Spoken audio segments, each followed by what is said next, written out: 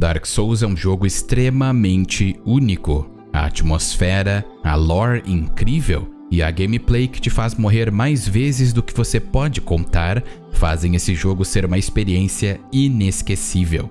Tão inesquecível, na verdade, que eu platinei o jogo 3 vezes, uma para cada diferente versão.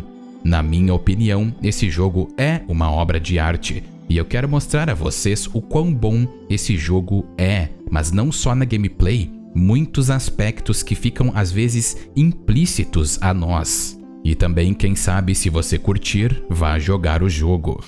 A história do jogo é apresentada de forma interessante e começamos na Era dos Antigos. O mundo estava informe, envolto por névoa, uma terra de penhascos cinzentos, arqueárvores e dragões que tinham escamas de pedra especiais que os tornavam eternos. Os dragões eram incomparáveis, mas então fez-se o fogo. Com o fogo veio a disparidade, calor e frio, vida e morte, e é claro, a luz e a escuridão. Da escuridão, seres humanoides apareceram e encontraram a primeira chama, e com ela adquiriram poderes absurdos ao possuir almas de lordes removidas da primeira chama, sendo eles Nito, o primeiro dos mortos, a bruxa de Izalith e suas filhas do caos, Gwyn, o Lorde da Luz Solar, e depois o pigmeu furtivo que clamou para si a alma negra, ou Dark Soul, uma alma de Lorde extremamente poderosa. Podemos até fazer um paralelo à nossa subida ao poder, quando nossa espécie descobriu o fogo, um evento tão absurdo que foi um dos principais motivos para sermos o que somos hoje. Gwyn criou para si uma civilização enorme e tinha um exército de cavaleiros prateados. A bruxa de Izalith criou sua civilização baseada na feitiçaria do fogo. O pigmeu fragmentou sua alma negra entre seus descendentes, criando os primeiros humanos na forma dos pigmeus. Mesmo atrasado em relação aos demais deuses, os pigmeus começaram a aproveitar seu poder peculiar para abrir um abismo capaz de gerar vida e até forjaram armas e armaduras com a escuridão e suas propriedades. Uma grande batalha foi realizada entre os deuses e os dragões. Os poderosos raios de Gwyn conseguiam perfurar as escamas dos dragões. A bruxa e suas filhas conjuraram violentas tempestades de fogo, e Nito lançou um miasma de morte e doença nos inimigos. E o mais importante de tudo, Sif, o dragão sem escamas, traiu sua própria espécie. Gwyn e os lordes então conseguiram suceder nessa grande guerra e mataram a maioria dos dragões eternos. E eles conquistaram a superfície do planeta. Após a vitória dos deuses, começou a Era do Fogo. Mas logo, somente a escuridão vai permanecer, e no lugar da luz, a humanidade vê apenas noites sem fim. Apesar dessa vitória, Gwyn continuou a temer os humanos e o potencial de sua alma, chegando ao ponto de fazer uma ação muito drástica. Gwyn usou a chama para marcar, entre aspas, a alma negra da humanidade e o corpo de cada um desses indivíduos com o Dark Sign, ou uma marca negra que nos é mostrado em Dark Souls 1, uma violação dos seus corpos e identidades que eles aparentemente aceitaram. Tudo porque Gwyn temia o poder infinito da alma negra e principalmente a chegada da Era da Escuridão. A franquia Dark Souls tem uma história fenomenal e não é à toa que muitos canais ficaram consolidados só falando sobre esse tópico. E realmente recomendo que vocês prestem mais atenção nesse lado do jogo ao jogá-lo, porque Dark Souls emprega uma narrativa minimalista para transmitir seu enredo e temas. Você pode jogar o jogo inteiro e não entender nada do que está acontecendo, porque os acontecimentos históricos no mundo e o seu significado são muitas vezes implícitos ou deixados à interpretação do jogador, ao invés de serem totalmente mostrados ou explicados, e isso pode até jogar alguns jogadores para longe do jogo, mas eu pessoalmente adoro. A maior parte da história é contada a nós por meio de diálogos de NPCs, texto em itens e, é claro, o design do mundo. E se eu fosse falar da história somente desse jogo e unindo com as informações de Dark Souls 3 e 2, com certeza nós ficaríamos horas somente nesse tópico. E nós não temos tanto tempo assim hoje, porque há outros aspectos para serem analisados. Por incrível que pareça, Dark Souls tem um tutorial incrível. O jogo é brutal e te força a entender mais do que está acontecendo no mundo, e principalmente te ensina as mecânicas do jogo sem segurar sua mão. Após vermos toda a cutscene inicial acontecer, nós somos transportados diretamente para o Asilo dos Mortos-Vivos, onde nos é dito que a Marca Negra assinala os mortos-vivos, e nessa terra eles são agrupados e levados ao norte, onde são trancados e deixados lá à espera do fim do mundo.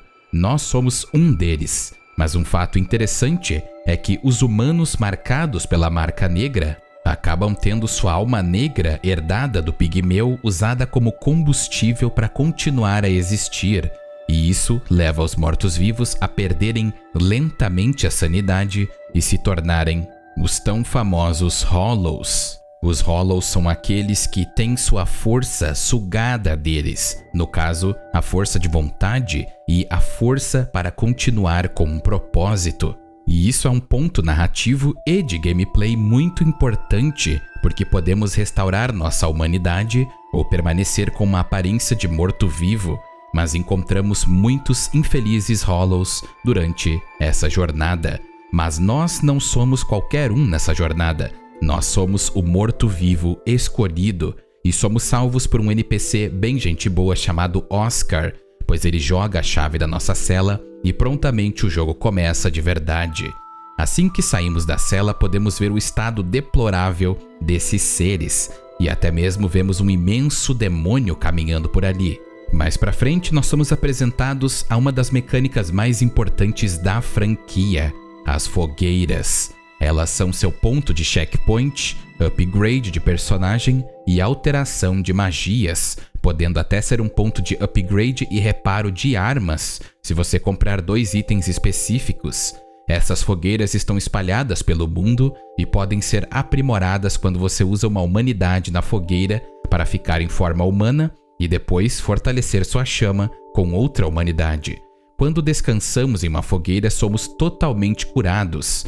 E todas as cargas de seu frasco de estus também são recuperadas. E essas cargas podem ser aprimoradas quando você aprimora a fogueira. No entanto, descansar em uma fogueira faz reaparecer todos os inimigos do mundo, exceto chefes, mini-chefes e NPCs amigáveis. Após avançarmos, vamos para um salão ao ar livre e encontramos um demônio. Mas esse demônio tecnicamente não é para ser derrotado agora. Você ainda consegue derrotá-lo com muito tempo e esforço, porque estamos utilizando uma espada quebrada e enfrentar um demônio desse calibre é bem difícil. Então seguimos a jornada e eventualmente nos encontramos com Oscar novamente e ele diz que não somos um Hollow e que ele vai morrer e se tornar um.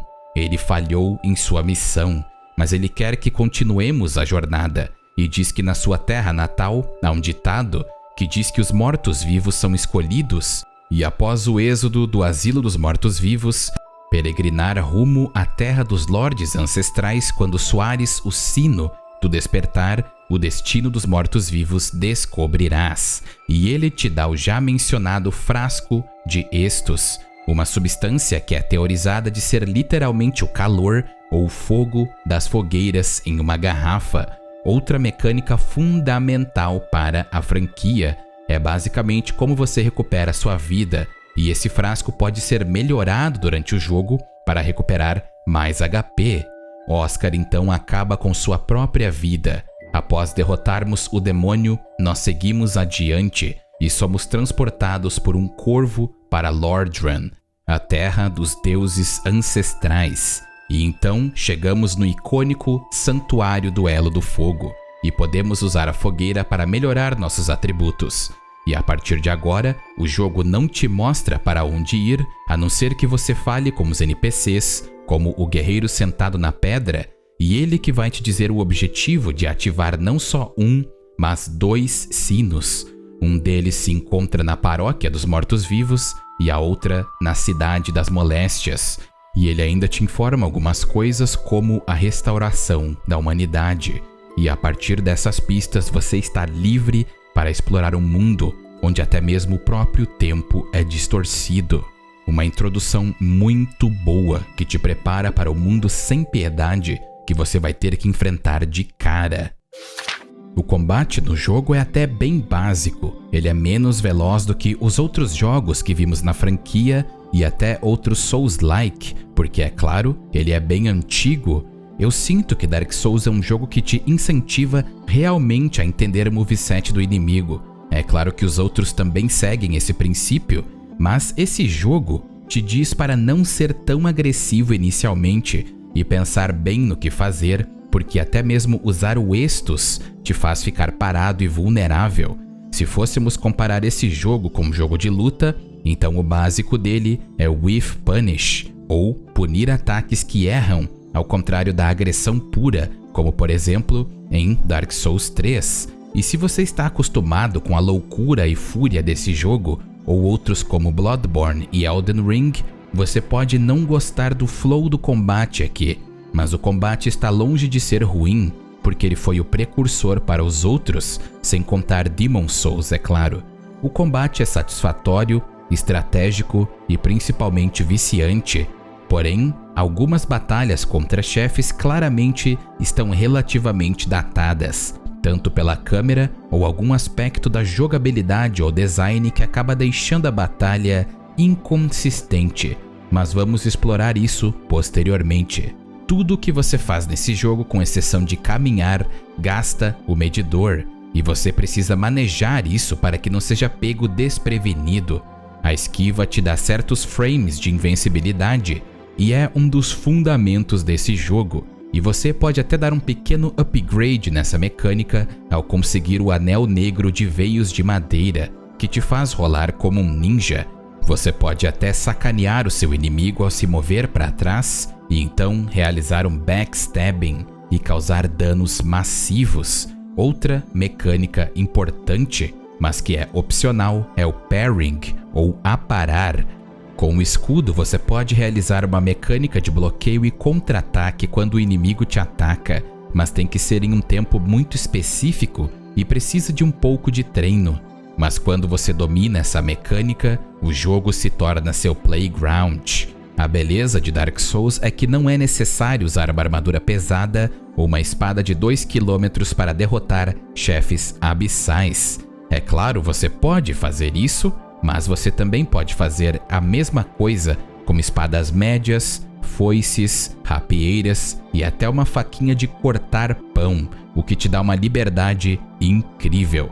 Não podemos esquecer que há habilidades mágicas, que variam desde magias de fogo ou piromancia e peculiaridades advindas desse tipo de magia, ataques de magia de almas ou feitiçaria, ataques de eletricidade, força e cura e outras com milagres. Na verdade, há uma ampla variedade de habilidades ofensivas e defensivas nesses 3 tipos, e aqui não usamos nenhuma forma de mana como na maioria dos outros RPGs de fantasia. Ao invés disso, ganhamos um número de usos para cada magia alocada quando descansamos perto de uma fogueira. Mas vamos ser sinceros, a verdadeira beleza desse jogo, além de tudo que eu já falei, são as builds para cada jogatina. Algumas delas oferecem vantagens ou limitações que te privam de outras coisas. Quer jogar só de Shibata? Você consegue? Quer jogar só com a adaga? Ou quem sabe com um arco e flecha? Ou uma besta? Quer jogar somente com milagres? Que tal uma build focada a algum tipo de elemento? Porque alguns inimigos têm fraquezas, mas também são fortes contra certos elementos. Que tal upar somente até certo nível? Você pode fazer tudo isso e mais, apesar do jogo, é claro, ter suas limitações. Mas pelo menos você pode fazer gestos enquanto humilha seus oponentes. Outro aspecto de Dark Souls é o já mencionado sistema de humanidade. Carregar humanidades concede bônus como aumento da descoberta de itens e resistências físicas, elementais e contra o status amaldiçoado. o que é um incentivo para manter o medidor de humanidades alto, especialmente se você usa armas e magias de caos, que ficam mais poderosas com humanidades até 10. Mas um sistema que não pode deixar de ser citado é o de invocação e invasão. Quando nós ficamos humanos na fogueira, é possível invocar outros jogadores ou NPCs para nos ajudar, mas também podemos ser submetidos a invasões de outros jogadores e, é claro, NPCs que procuram nos matar para restaurar a sua própria humanidade, colher almas ou atingir algum outro objetivo, como te trollar e arruinar a sua experiência. Eu pessoalmente nunca gostei das invasões online e ainda prefiro jogar mais no PvE, mas para ser justo, o PvP de Dark Souls, apesar de não ser tão refinado quanto os jogos posteriores, ainda assim tem seu próprio sistema de balanceamento, por mais quebrado que seja. A comunicação e a interação entre os jogadores no modo cooperativo é deliberadamente restrita.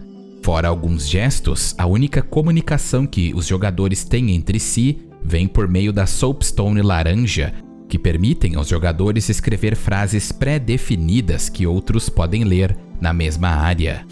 A mecânica e tema central do jogo é a morte. Você vai morrer muito em Dark Souls, muitas vezes de formas questionáveis, mas você tem que se acostumar porque é uma parte da experiência. Cada morte deve ser vista como um aprendizado, uma nova oportunidade para que você volte mais forte e mais sábio. E o que você precisa mesmo saber é que quando você morre, na verdade você não perde tudo. Suas almas vão permanecer exatamente no mesmo lugar de sua morte. E se você retornar até lá e pegá-las, então está tudo bem. Mas se você morrer novamente, você perde tudo. Então a morte não é um mecanismo de punição. A verdadeira punição é morrer 2 vezes. Aí você acaba perdendo todas as suas preciosas almas. E isso faz com que você tenha que jogar de forma bastante planejada, porque as almas são o seu sangue nesse jogo. Elas são o único meio para você ficar mais poderoso e comprar novas coisas. E você sempre vai estar em risco de realmente morrer 2 vezes, porque há certas áreas do jogo que você vai passar bastante tempo sem ter uma fogueira, em ambientes totalmente desregulares e até injustos, como a seção dos fantasmas nas ruínas de Nova Londo. Você pode inclusive comprar um item para afetar esses fantasmas, mas devido à quantia colossal desses monstros, na primeira vez, você acaba tendo que passar bem mais estrategicamente, ou quem sabe, a Cidade das Moléstias, que na versão Remaster está muito mais tranquila de passar, ao contrário da versão do Velho Testamento, que tinha baixos quadros por segundo e era quase horrível. Há também a Tumba dos Gigantes e sua escuridão total, com muitos esqueletos poderosos querendo te detonar. E se você não sabe o caminho, com certeza você vai ter uns acessos de raiva, porque essa parte chega a ser injusta se você não encontrou a lanterna esqueleto. E a seção dos arqueiros em Anor Londo na primeira jogatina pode ser absurda. Mas tudo isso acontece porque Dark Souls é um jogo semi-mundo aberto, então você pode explorar quase tudo logo no início do jogo, e ir para algumas áreas mais perigosas é possível, só não é recomendado.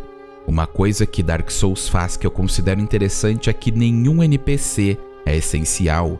Você pode terminar o jogo matando todos eles. É claro que isso não é recomendado, mas você não vai ficar travado em uma parte do jogo por matar um NPC aleatório que você não liga. Mas se você matar os NPCs, vai perder uma grande parte do jogo, porque os personagens de Dark Souls são fantásticos. Um grande exemplo disso é o lendário Solaire, um cavaleiro extremamente habilidoso e otimista que quer se tornar seu próprio sol. Você pode invocá-lo para lutar contra os chefes. Inclusive, o próprio Miyazaki disse que ele curte pensar que Solaire sobrevive a tudo no nosso mundo quando o invocamos. E no seu mundo, ele manteve a primeira chama acesa. Então, não falar com NPCs e terminar o jogo sem prestar atenção a algumas quests vai te fazer perder muitas tramas legais, como a trama do assassinato da Guardiã do Fogo, Anastácia, no Santuário do Elo do Fogo, pelas mãos de ninguém menos que Lautrec, um cara que, se você explorou bem a paróquia dos mortos-vivos, você vai ter encontrado e o libertado de seu cativeiro. E na primeira jogatina não há como saber que ele é malévolo, mas ele retribui o seu salvamento assassinando a guardiã, e então a fogueira do santuário fica indisponível e você precisa ir matá-lo ao pegar os itens que estão com ela. Então você invade o mundo dele, mata os amigos dele e ele próprio. Quando você retorna a alma dela ao santuário, ela revive e ainda começa a falar. Não podemos esquecer também os NPCs que tiveram o fim trágico de se transformar em Hollow, porque perderam seu sentido de vida ou simplesmente ficaram insanos, como o famoso Cebolão ou Sigmaier de Catarina. Você o ajuda em sua busca por aventura, mas no fim ele acaba perdendo seu sentido e na sua última aventura ele se torna um Hollow e sua filha acaba o matando. Há também Big Hat Logan, um poderoso feiticeiro, e Griggs, que te ensinam tudo o que eles podem na feitiçaria, mas assim que você aprende tudo deles, eles se tornam insanos em ter mais e mais conhecimento. Big Hat Logan vai para os arquivos do Duque e estuda as magias secretas de Sif, praticamente o avô da feitiçaria. Só que ele acaba ficando insano no sentido literal. Não é muito bem confirmado se ele ficou um Hollow, mas Griggs acabou se tornando totalmente um desses Hollows. O estado Hollow em si parece ser muito mais um estado mental do que algo físico. É um estado muito parecido com a depressão. E em Dark Souls, esse estado chega para os humanos que perdem sua razão de viver, seus objetivos, sua esperança e esquecem quem são, com exceção de patches em Dark Souls 3. E quando isso acontece, você é preenchido com a insanidade. Uma maneira muito interessante de abordar tópicos desse porte. Um aspecto que é admirável para mim é o fato das cutscenes serem quase inexistentes, mas que aparecem, geralmente têm um propósito estabelecido, como mostrar os chefes ou te mostrar para onde ir. Mas tirando essas cutscenes, tudo fica dentro da sua interpretação das informações. É claro que com Dark Souls 2 e 3 nós temos bem mais informações, mas se você joga Dark Souls 1 pela primeira vez, a interpretação é uma das melhores armas para te manter preso na história do jogo. Inclusive até os finais tem que haver um pouco de interpretação por parte do jogador, porque eles são bem ambíguos e quando o jogo havia lançado não tínhamos ideia do que estava acontecendo exatamente, porque em um desses finais você continua a Era do Fogo e o outro final você inicia a Era da Escuridão, a Era do Homem. É claro que com as informações de hoje em dia já temos uma ideia muito melhor, mas na época era difícil saber ao certo do que se tratava e deixava a experiência ainda mais incrível. Não sabíamos ao certo como estender a Era do Fogo ajudaria, porque vimos no início que essa era e estender ela é somente uma solução temporária, e a Era da Escuridão, a Era do Homem, ficava na sua interpretação a partir das informações colhidas no jogo. Perguntas que ficavam na sua mente durante e após a conclusão do jogo. Fogo e escuridão são temas opostos que são onipresentes em todos os 3 jogos da franquia. A Era do Fogo é simplesmente a intensificação da primeira chama, que já está morrendo, a chama do próprio sol. Manter a primeira chama acesa é manter o sol brilhando, assim como continua prolongando a Era dos Deuses, apesar deles estarem ausentes, que Gwyn se sacrificou para manter viva. Mas a prolongação dessa era acabou trazendo danos irreversíveis ao mundo, como descobrimos em Dark Souls 3. Já a Era da Escuridão é o apagamento do sol e a escuridão tomar conta do mundo. Mas essa era não é necessariamente uma existência completamente desprovida de fogo e iluminação como pode parecer, pois a alma negra da humanidade é capaz de produzir chamas eternas, mesmo que frias. Elas podem gerar fontes de luz. Pelo que podemos entender, continuar acendendo a primeira chama é manter o ciclo, manter o status quo estabelecido para que todos possam continuar suas vidas como estão. A Era da Escuridão, ou a Era dos Homens, é a ausência da luz. não quer dizer que os seres nessa era, ou os humanos, não possam encontrar seu caminho e luz sozinhos, com cada fragmento de sua alma negra herdada pelo peregrino. Todos podem encontrar seu próprio caminho. É algo verdadeiramente fascinante. Apesar de Dark Souls parecer não ter um mapa tão gigante, não há uma tela de carregamento no jogo inteiro, com exceção se você voltar para o asilo, ir para Anor Londo ou ir para o mundo pintado de Ariamis, ou simplesmente entrar na DLC, e todos os cenários são extremamente detalhados sem exceção. Muitos jogos reduzem geralmente a qualidade dos cenários para deixar o resto do jogo, ou o mais visível, mais detalhado, mas Miyazaki queria a imersão definitiva e deixou tudo muito detalhado. Esse detalhamento por muitas vezes passa despercebido e muitos esquecem o quão bonita é a arquitetura e o design dos níveis, que são bem pensados e planejados para contar uma história sem precisar dizer uma palavra. Desde o decadente Burgo dos Mortos-Vivos e sua paróquia, a ambientação de lava em Izalith Perdida, que faz com que o lugar pareça mais um submundo com sua arquitetura estranha, porque Izalith já foi um domínio grande e próspero da bruxa de Izalith. Só que a bruxa tentou recriar a primeira chama, ela conseguiu criar as chamas do caos, mas a instabilidade desse poder acabou a consumindo e saiu fora do controle, e ela e suas filhas foram transformadas no berço do caos, o lugar de origem dos demônios. Mas felizmente 2 filhas ainda sobraram para contar história, Quelaag e sua irmã. Não podemos esquecer também o abismo que consome a região de Oasil, criado pelo imenso poder da alma negra de um dos humanos primordiais, Manos, após o próprio ficar louco porque queria seu colar quebrado, e o resultado é a corrupção de toda uma região e seus habitantes, e eles ficaram com uma fisiologia totalmente alterada, e a atmosfera é macabra, com estruturas cheias de trevas, sem contar que quanto mais nos aproximamos de Manos, mais perto do abismo ficamos, e começamos a ver criaturas assustadoras. Há também a divina ambientação de Ash Lake, com suas árvores quase infinitas na distância, com um mar azul sombrio abaixo da terra, com apenas um habitante, um dragão eterno e uma hidra bem irada que pode até sair pulando de um lado para outro. A podridão absurda da Cidade das Moléstias e até a arquitetura complexa e densa de Anor Londo, a cidade dos deuses com seus edifícios vastos, vazios, cheios de nobreza e complexidade, com Miyazaki tendo se inspirado em edifícios reais para criar alguns locais ali. E esse é o tema de Dark Souls. Os cenários conseguem te contar uma história sem que você precise ler ou saber de nada, mas isso acaba ficando como sua interpretação. E quando você começa a realmente querer entender o que cada cenário representa e para de fato para ler as informações, você fica maravilhado, porque o mundo de Dark Souls pode ser vazio, sem esperança e até desolador, mas ele é extremamente imersivo.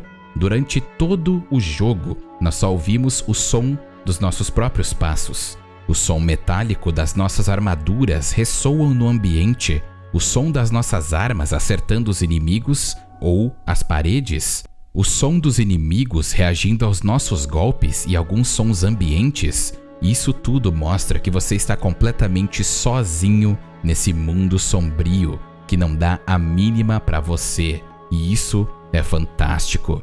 O fato de só ouvirmos música de fundo durante a batalha contra chefes é fenomenal, porque dá uma importância à música, mas é importante notar que nós também ouvimos músicas de fundo relacionadas a alguns cenários, como o maravilhoso e incrível Ash Lake, que te deixa de boca aberta ao vê-lo pela primeira vez.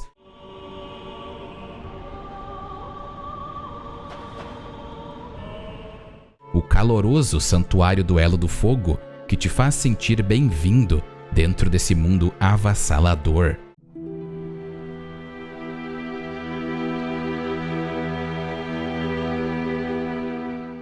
o local da fogueira de Guinevere, que toca uma música esperançosa,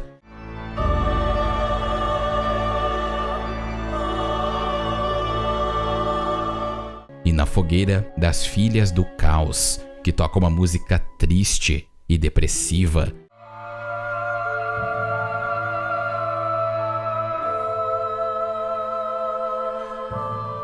E cada uma dessas músicas mostra a atmosfera de cada local.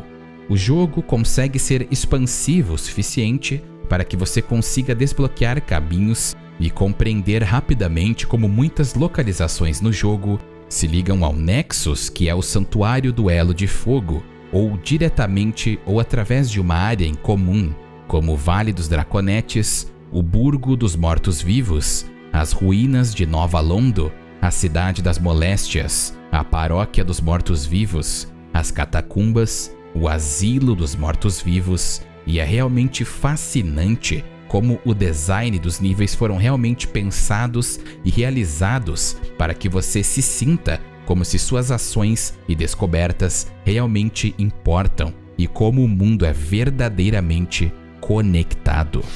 Os chefes são uma das coisas que fizeram Dark Souls ser o que é, e eu falar por mais de meia hora dos aspectos do jogo e não falar dos chefes é heresia total. Então segurem-se, porque vamos olhar e analisar todos eles.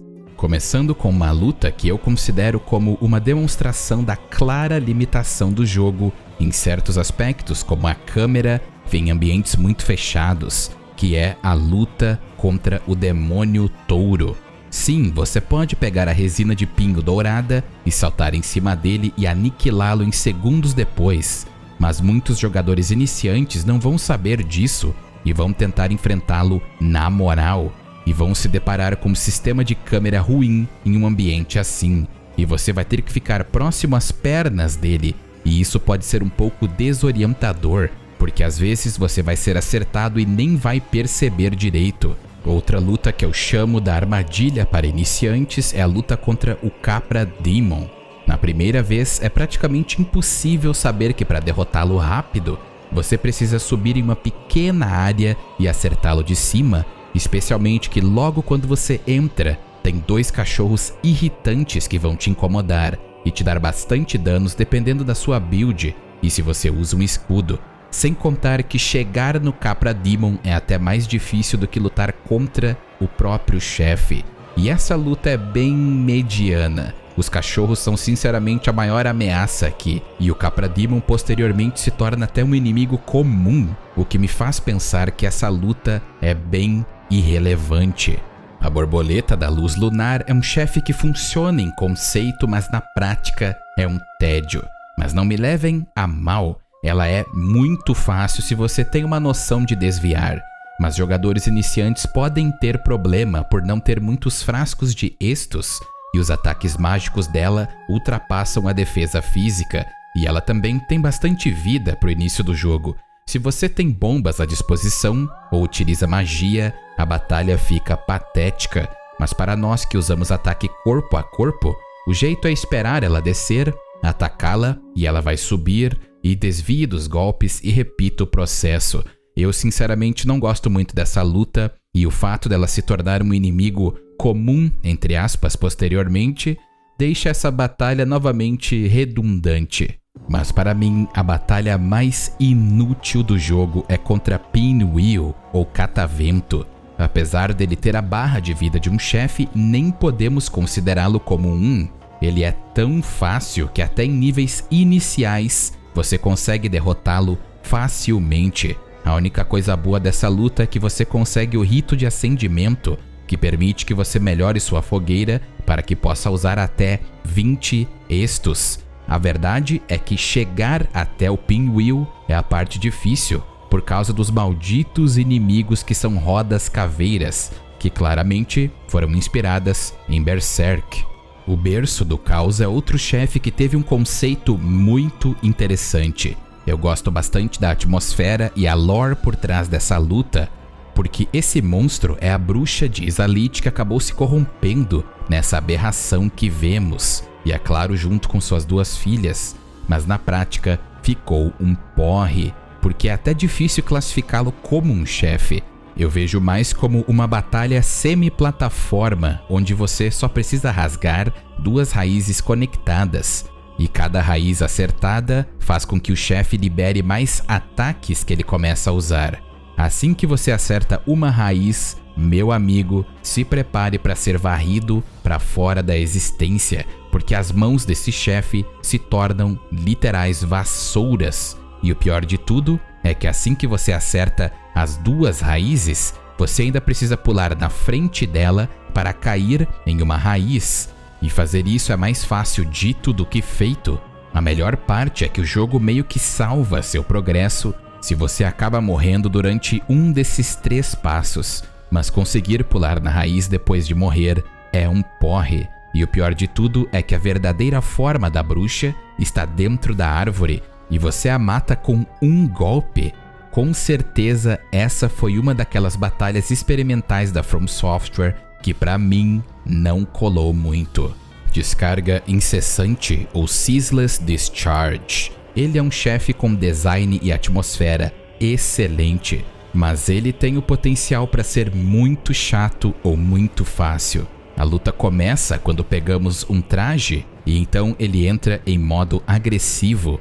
E aqui a batalha pode ser tão simples quanto você sair correndo até a entrada e ele tentar te pegar e você acertar a mão dele e ele cair e acabou. Ou você pode enfrentá-lo na moral e ver os hitboxes totalmente bugados que ele tem às vezes. Mas se você morrer nessa parte, você vai ter que reiniciar a inteligência artificial dele. E essa é a parte difícil, porque ele vai jogar rajadas de fogo que te matam com um golpe e atravessam paredes. Mas em geral, é uma batalha fácil desde que você não morra. E se você morrer, você vai ter que iniciar todo o processo e ir até onde você pegou o traje e rezar para que ele não te mate por trás das paredes.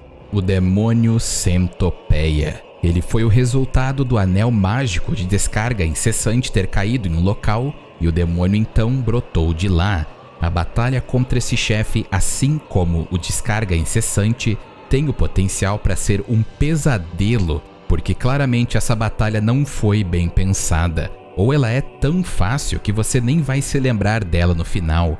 Primeiro que o chefe pode bugar inicialmente e ficar só te atacando à distância, sendo que você ainda não tem os meios necessários para caminhar na lava, nem conseguiu o anel através dele. Então você acaba ficando só desviando e quando ele se aproxima, o design desse chefe mostra suas falhas. Primeiro que você fica preso em um pequeno local com uma câmera medonha, mas felizmente tem como caminhar um pouco até outra área para melhorar a batalha. Mas essa luta claramente não foi tão bem pensada como algumas outras, e na minha opinião é uma das mais esquecíveis desse jogo. O dragão abocanhante é um chefe que visualmente é aterrador. Na história, ele é um descendente distante dos dragões eternos, que sobreviveu à guerra contra os Lordes e foi para as profundezas do Burgo dos Mortos-Vivos, a cidade das moléstias, e a escuridão o corrompeu. Apesar desse visual medonho, ele não é um chefe difícil. Eu ainda digo que ele é bem justo, ele bate como um tanque, mas se você tem paciência para explorar sua fraqueza de quando ele dá uma investida e acaba eventualmente parando por um tempo, você consegue vencê-lo e pode até cortar a sua cauda. O único problema real é que se você não matou o mago antes de entrar na luta, ele pode bufar o monstro e essa luta vira outra fera. Mas em geral, eu acho o monstro incrível e a batalha bem legal. O demônio do fogo e o demônio errante. O demônio do fogo foi um dos demônios da primeira geração que foi sucedida, criada pelo berço do caos, e o demônio errante foi outro demônio poderoso que foi criado. E ambos são sobreviventes da guerra de Gwyn contra a raça demoníaca. A luta contra os dois é praticamente idêntica, uma copia a outra. Eles são a versão melhorada do demônio do asilo e usam ataques com explosão em área e golpes com suas armas que possuem um grande alcance. São batalhas bem ok, que até são bem mais programadas que algumas das batalhas anteriores e oferecem um bom nível de desafio, o que é justo. A bruxa do caos Quelaag é um dos meus chefes favoritos de enfrentar nesse jogo. Ela mistura ataques em área com sua aranha e ataques corpo a corpo imbuídos com fogo com sua poderosa espada, que inclusive tem um bom alcance. A arena é bem grande e a luta é bem justa, até mesmo em níveis mais baixos você consegue derrotá-la com bastante malandragem, ao ficar próximo a ela quando ela te ataca com a espada, e você pode ficar fazendo isso até matá-la. Mas tem um grande porém. Ela tem um grande ataque de explosão em área específico, que se você ficar preso perto das pernas da aranha, pode dar adeus.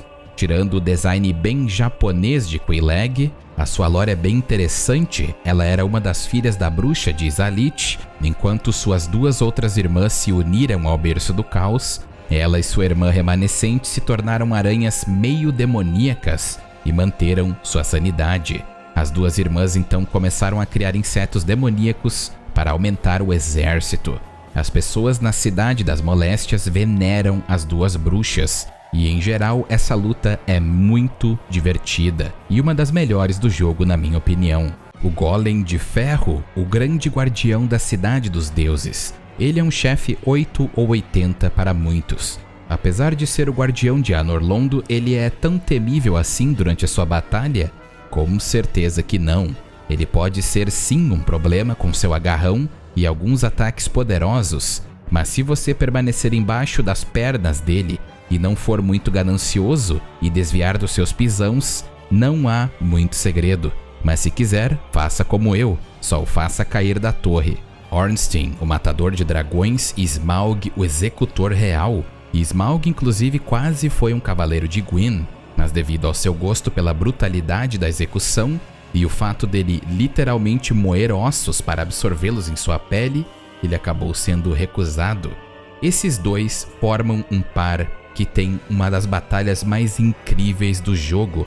Por mais bugado que Ornstein possa ficar com sua investida, essa batalha é um verdadeiro teste das suas habilidades adquiridas até agora, porque além de serem dois inimigos ao mesmo tempo, a sinergia em combate entre ambos é impecável. Ornstein tem sua já mencionada investida bugada e outros ataques com a lança, e se ele te pegar desprevenido, ele pode te matar com poucos golpes. Smaug também tem uma investida ainda mais poderosa, sem contar saltos colossais, mas ele é um pouco mais telegrafado que Ornstein. E para deixar tudo ainda mais interessante, a maior mecânica dessa batalha é que se você matar um deles primeiro, o outro recebe o poder do caído. Então Ornstein fica gigante, enquanto Smaug recebe o poder da eletricidade. Essa luta é awesome demais, facilmente uma das melhores do jogo. O grande lobo Sif, esse lobão lindo, guarda o túmulo de Artorias e seu anel para garantir que o que aconteceu com seu amigo não aconteça com mais ninguém, pois Artorias foi engolido pelo abismo em sua missão, mas salvou Sif quando ele era bem novinho. A batalha contra ele eu digo que é um pouco unidimensional. Ela é bem limitada para frente e para trás. Apesar dele pular algumas vezes para os lados, ele com certeza tem alguns ataques perigosos, como o 360 com a espada na boca, mas os ataques dele em geral são bem evitáveis. Só que o problema é que ele é um chefe mais para o late game, e se você chegar ali com um nível bem baixo, você vai ser trucidado. Mas depois que você está forte o suficiente, você percebe que ele deixa bastante vulnerabilidades, apesar do seu grande poder ofensivo. Mas a verdadeira batalha nessa luta é matá-lo quando ele está com pouca vida, porque ele começa a mancar e se atrapalhar em seus golpes. E você sente muita pena, mas apesar disso, é uma luta sólida. A mestiça Priscila, o ser que é temido até pelos próprios deuses. Vou ser honesto. Priscila é um chefe totalmente opcional, e no momento que você visitar o mundo pintado de Ariamis, provavelmente você já está turbinado. Essa batalha é extremamente fácil. O único perigo aqui é o fato dela ter a sua foice que tem um alcance muito grande e ela ficar invisível, mas como o lugar tem neve, você pode ver os passos dela, então é só atacar. É uma batalha nada especial, mas tem uma atmosfera muito boa e também o visual de Priscila, quando você a vê, é muito bonito. Gwyndolin, o último filho de Gwyn. Essa é outra das lutas experimentais que a From Software fez para esse jogo.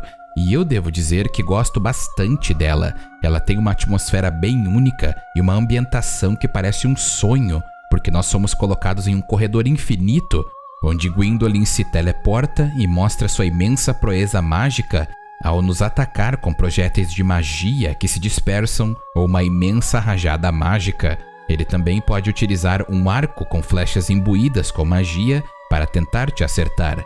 E todos esses ataques têm muito poder, mas se você desviar deles e se aproximar, você pode danificá-lo e então ele se teleporta de novo.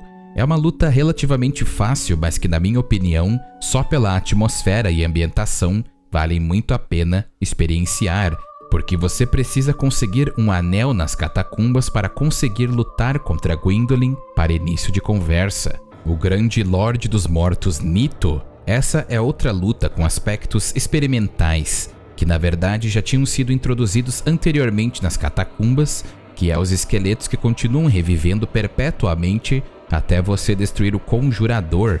Só que contra Nito não existe Conjurador, e eles permanecem no campo de batalha durante toda a luta. Você pode pegar o porrete oculto encontrado em Anor Londo e fazê-lo regredir a um porrete divino, mas nesse ponto você não teria como saber que armas divinas derrotam os esqueletos. E para mim essa luta perde alguns pontos por isso, porque toda a atmosfera de morte e ambientação é fantástica, mas você acaba não podendo se focar inteiramente em Nito, porque esses esqueletos nojentos ficam revivendo constantemente. Mas é claro que se você eliminar os esqueletos, a batalha fica muito melhor. Como eu já joguei esse jogo muitas vezes, isso não foi um problema, mas consigo ver novos jogadores ficando muito frustrados aqui. Mas o lado bom é que Nito tem um moveset bem básico. Ele pode te acertar à distância ao conjurar a lâmina de sua espada, mas quando isso acontece você pode ouvir um grito, então é algo relativamente telegrafado. Ele pode criar um ataque explosivo que destrói todos os esqueletos temporariamente e pode te atacar com a espada. Sinceramente, o que brilha nessa luta para mim é o design do próprio Nito e toda a atmosfera incrível aliada ao tema do combate. Mas a luta em si, eu acredito que poderia ter sido um pouquinho melhor. O Traidor dos Dragões Eternos e o Buscador da Eternidade Sif. A batalha é uma experiência fenomenal, mas o caminho para chegar aqui é o literal inferno para novos jogadores. Esteticamente, essa luta é incrível. E a aparência de Sif também, o dragão sem escamas. Essa batalha também é um pouco experimental, porque o próprio chefe é invencível, a não ser que você destrua o cristal primordial que o mantém. Então, ele está mortal. Sif pode usar seu grande corpo como arma e pode te amaldiçoar com ataques em área.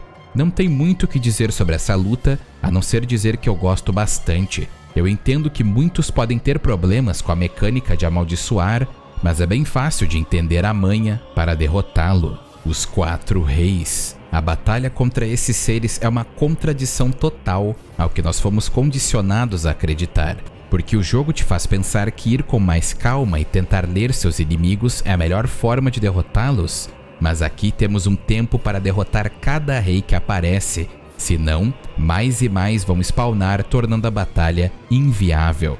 Todos os reis têm o mesmo moveset, que é atacar com suas espadas, e curiosamente a lâmina dá um dano muito maior se você estiver de costas. Eles podem te pegar e te absorver, e podem realizar um grande ataque em área que pode até ser bem chato.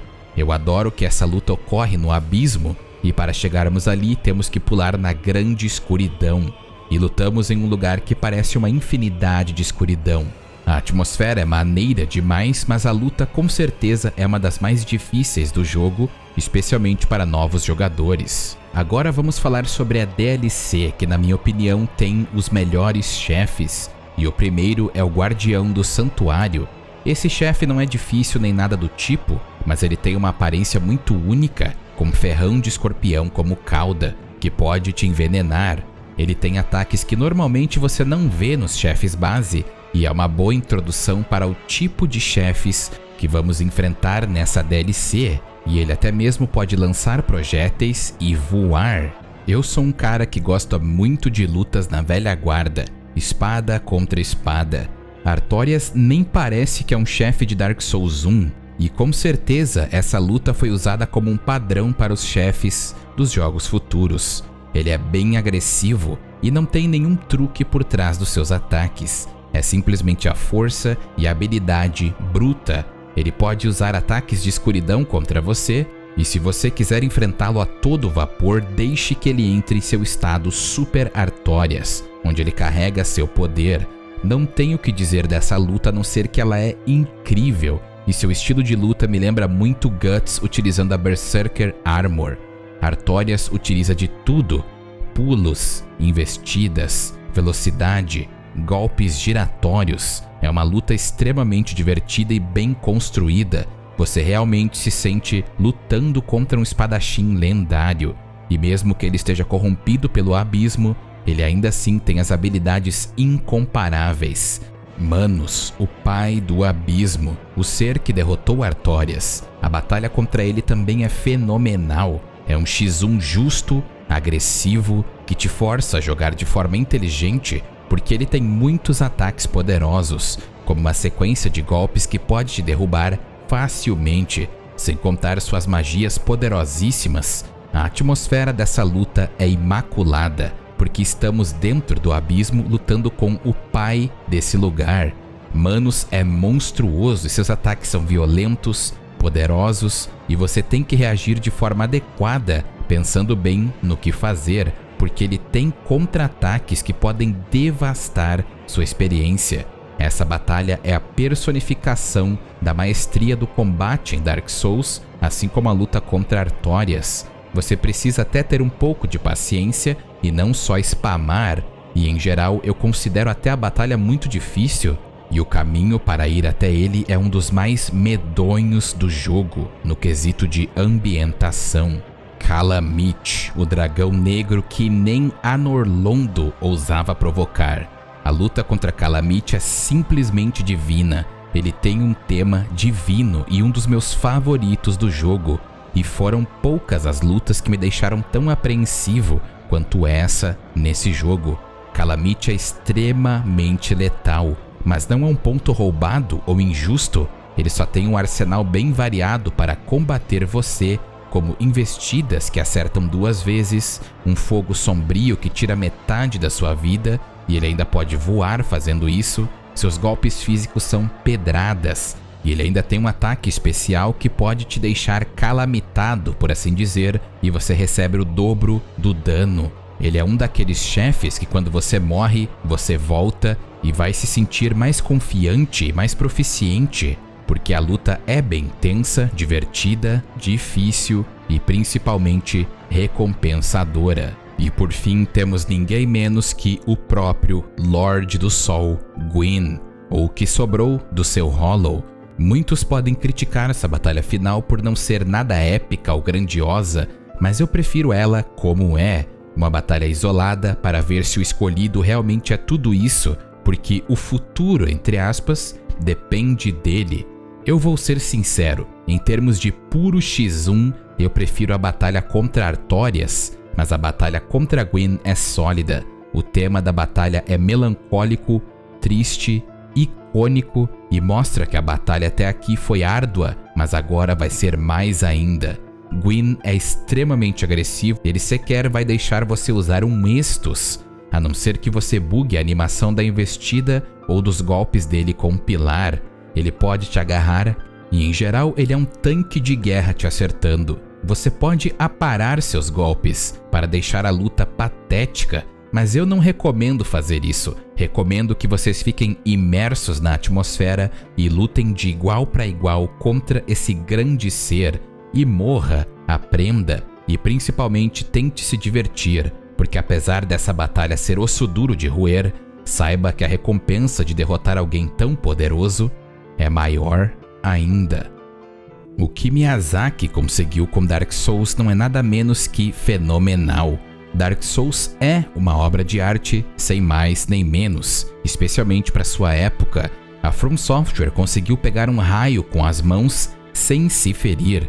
E apesar do jogo ter sua idade e mostrar seus defeitos às vezes, com certeza os prós são muito maiores que os contras. E é claro que Dark Souls 3 refinou esse modelo ao extremo, mas vamos com calma. Quem sabe um dia eu analise o resto da franquia. E um grande agradecimento aos membros do canal e um agradecimento mais que especial a Muka, Sunning Play, Kuailiang Reverso, Glitched, Ultra Desfoda-se, Zero Espada e Rafa The Seas Member.